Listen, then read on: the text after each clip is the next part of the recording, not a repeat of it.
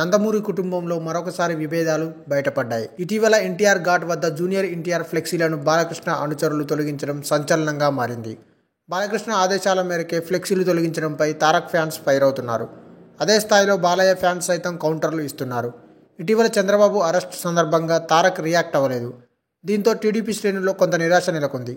వాస్తవానికి నందమూరి కుటుంబంలో జరుగుతున్న సంఘటనలు అభిమానుల మనసుని కొంత బాధిస్తున్నాయి.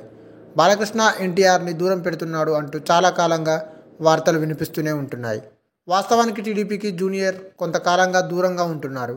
రాజకీయాల వైపు చూడకుండా సినిమాలకే పరిమితమయ్యారు. అదే సమయంలో బాలయ్య కూడా రాజకీయంగానే వ్యాఖ్యలు చేస్తున్నారు. ఇదే సమయంలో బాలయ్య ఫ్యాన్స్ సైతం తారక్ తీరుపై ఫైర్ అవుతున్నారు. తాజాగా బాలయ్య అభిమానులు ఎన్టీఆర్ సినిమాలపై చర్చిస్తున్నారు. తారక్ని వాళ్ళు టార్గెట్ చేసినట్టు తెలుస్తుంది. తారక్ సినిమాలపై బాలయ్య అభిమానులు విమర్శలు చేస్తున్నారు.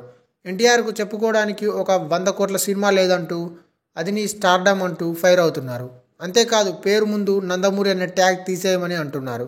ఒకప్పుడు బాలకృష్ణ చిరంజీవి సినిమాలు పోటాపోటీగా ఆడేవని, ఆ పోటీ ఎప్పుడూ ఉండేదని, కానీ ఎన్టీఆర్ సినిమాలు ఎవరికి పోటీ ఇవ్వడం లేదని, కనీసం ఒక 100 కోట్ల సినిమా లేదని వాళ్ళు మండిపడుతున్నారు. అంతేకాక నీ ఒక్కడితో ఇండస్ట్రీ హిట్ సినిమా చేయడం కష్టమని భావించి RRRలో రామ్ చరణ్ని తీసుకున్నాడని, అందులో తనది చిన్న రోలే అని, చరణ్ సపోర్ట్తోనే ఆ సినిమా హిట్ సాధ్యమైందని అన్నారు.